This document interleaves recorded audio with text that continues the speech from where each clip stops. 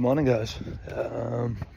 Welcome to the day of work that we've got going on today. We are over the next few weeks, we're building some raised beds. So customers got a little bit too much work on, so they've asked, can I help? So of course I can. So what we're up to is this. As you can see, customers started, so the raised flower beds look like these, all battered, all destroyed and stuff. So what we're doing is installing these. This is what the customer's done so far. To be fair, they've done a decent run, but it's taking about an hour per one to install for them. So they've asked, can I come down and give them a hand, which of course more than obliged to do. So as you can see, got all this side to lay in, top here, and this part here, but these are all completely rotted, as you can see. Oh, absolutely knackered. So we've got, there's about 48 sleepers there, and I've got an additional 4 on the back of the truck. Got to get them down, got to get them cut, and yeah, go from there. So keep you all posted. Hello, hope you all well. Further along in the video, and it's just kind of touching on a few things. So when you call your customer, be mindful that if you picked up a job very last minute and you're going to be needing bits, it's not going to go to plan. So what you price for your time and stuff isn't always going to work out like that. So that's the first thing.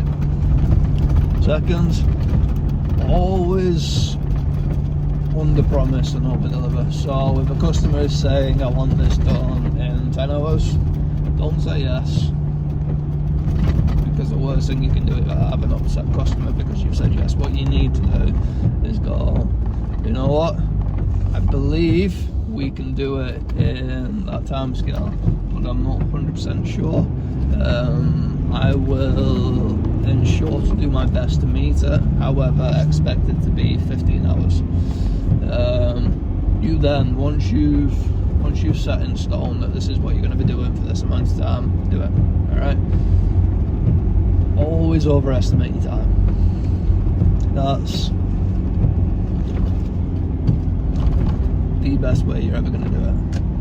Overestimate how long it's going to take you to do a job. Because I tell you now, if you don't, that's going to catch up with you. I've done it myself so many times where I've said that I can do something in a time scale and you can't. It's whatever time scale you believe you can do something, add a day on or add an extra 5 hours onto it. You need to give yourself time to do the work. Best example is when you're self-employed working for yourself, or you've got your own business. When people employ you to come and work for them, they don't expect that you're going to be taking a break. They don't expect you're going to be needing a toilet. Don't expect you're going to be needing a drink. Don't expect you're going to be having any food. Don't expect you to be doing all this kind of stuff, and they expect you to work from 8 till 6 to get the job done. They will then try and haggle the price down because they go, oh my god, I can't believe I got you worked, blah blah blah, and it's always going to be the same story. It is, because people like paying for a service, but then once they realise they've got that service, they try and bring the price down. It's always going to be the same. It's a hard beast to kind of get used to. It's always going to be the same. That level of expectation versus reality is always going to be there. So always overestimate just how long stuff's going to be. Material wise, 20% on your materials, minimum. 20% excuse me, 20% on your materials ensures that when you're doing the work, if anything goes wrong, you've got to come back in 6 months, 12 months time, you've got warranty on it, you've got to come back for a little bit. That ensures that what you've done can be covered. Because I tell you now, when you work for yourself and your warranty is your word, and if anything goes wrong, you've got to make sure that you can cover the cost. All right, and there's no two ways about it. That 20% is also tax.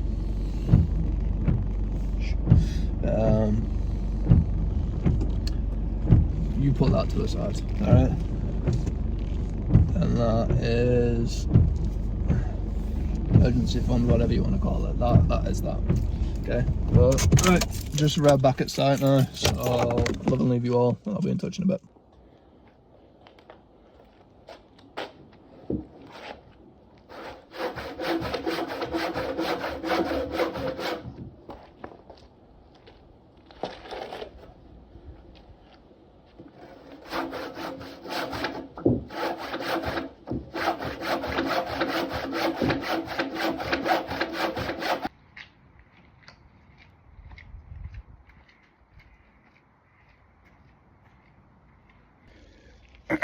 Good afternoon, guys. Hope you're well. Just kind of touching up on where we are with the raised beds.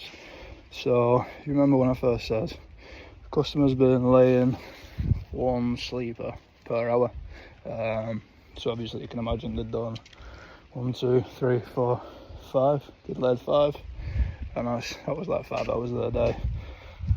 This morning we've done 1, 2, 3, 4, 5, 6, 7, 8. Laid 8 in 2 hours. So kind of time wise, we've smashed it.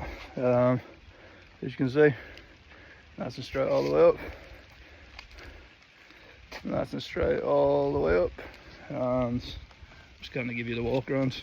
So what we've still got to do is hammer these rods in, put them down, and then tie the sleepers to the back of the rods. It's the most effective and safest way to do it,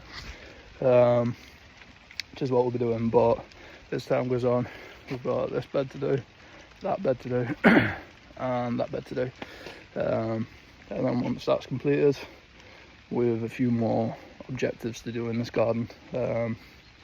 But yeah, time wise, we've smashed it out of the park with this. So I'm pretty happy with what we've achieved. Like I said, the sleepers do need tying in, so they're not 100% set at the moment. Once they're kind of leveled up a bit more and secured in, then that's done. But yeah, as you can see, it's a big old beast.